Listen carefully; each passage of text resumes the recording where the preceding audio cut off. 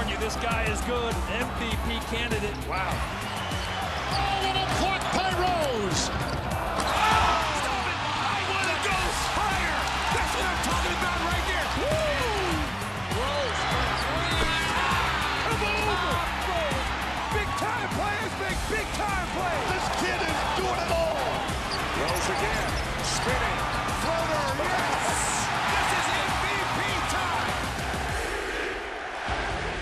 The MVP will be one of the holiday headliners when the NBA tips off Christmas Day. Derrick Rose and the Bulls start their season in L.A. against a Laker team that ended its run of 3 straight Western Conference titles. Steve Aschburner of NBA.com is with us now from Chicago. And Steve, let's begin with the Bulls.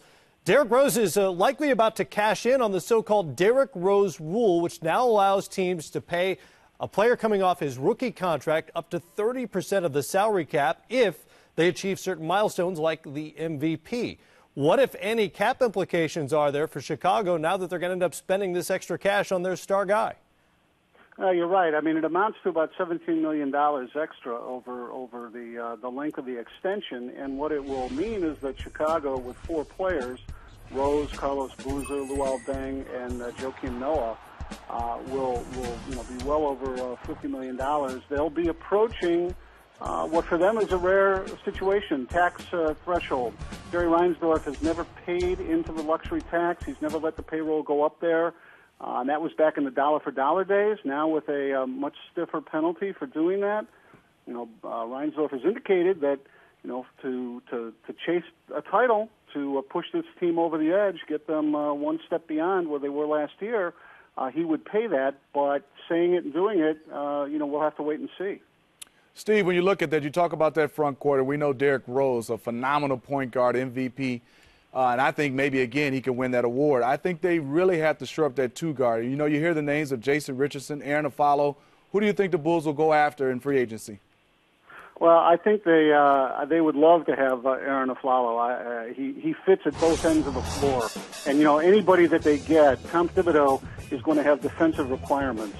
He's got a lot of tutorial work with Carlos Boozer, and so he doesn't want to have too much defensively challenged players, too many of those guys at too many spots.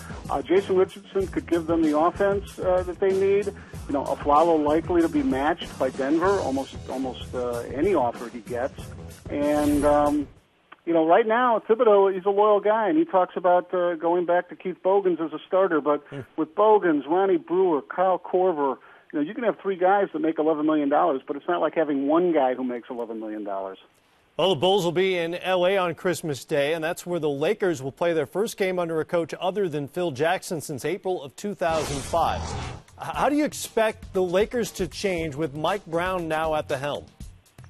I was thinking today it's going to be an interesting reversal of what went on in Minnesota, where you had Kurt Rambis trying to install triangle offense aspects with a team that really wasn't built for it.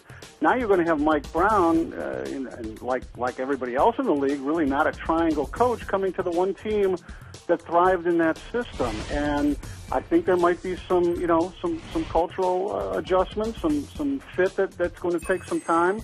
A new coach like this could wind up getting tested by a guy like Metta World Peace. I think it's going to be a challenge. They're a veteran team, but a lot of times veteran teams don't get real serious until later in the year. And I think that if there's a learning curve, some panic could set in early for the Lakers. They're not used to. Steve, when you look at it, like you said, the Lakers have to go to more traditional offense, and this is where you have to get a point guard. We know Derek Fisher is up in age. Steve Blake is pretty much the backup to Derek Fisher. Do you still think they need to add another point guard to run this traditional offense? Well, Derek Fisher's a pretty valuable guy, but that's with the system they had, and that's also with the head coach who had a great amount of trust in Derek Fisher. Mike Brown, I think you're right, Steve. He might require a more athletic, more traditional point guard, somebody who can pick up the pace a little bit more than Derek at this point in his career. Steve, last we saw of Andrew Bynum, he was knocking J.J. Barea to the floor, an act for which he'll be suspended the first 5 games of the regular season. Meanwhile, over the summer, he channeled some of that energy, apparently, into training with noted boxing trainer Freddie Roach. Shed some pounds, shed some body fat as well. How important will Bynum be to this Laker team? I'd be more encouraged if he had trained with Kareem or Bill Walton. But he's very important. Look, I know Andrew Bynum is still young. He doesn't quite get it. I just think that the Dwight Howard talk that you hear regarding the Lakers, if Andrew Bynum was the guy that he was supposed to have been by now, that wouldn't be a concern. Andrew Bynum is to me, still unproven and needs to back up what he's done. Missing the first 5 games of a 66-game season is not the way to get started, young man. Not an insignificant part of the year with 66 games. Steve Aschburner with us from NBA.com. Thanks, Steve. Okay, guys.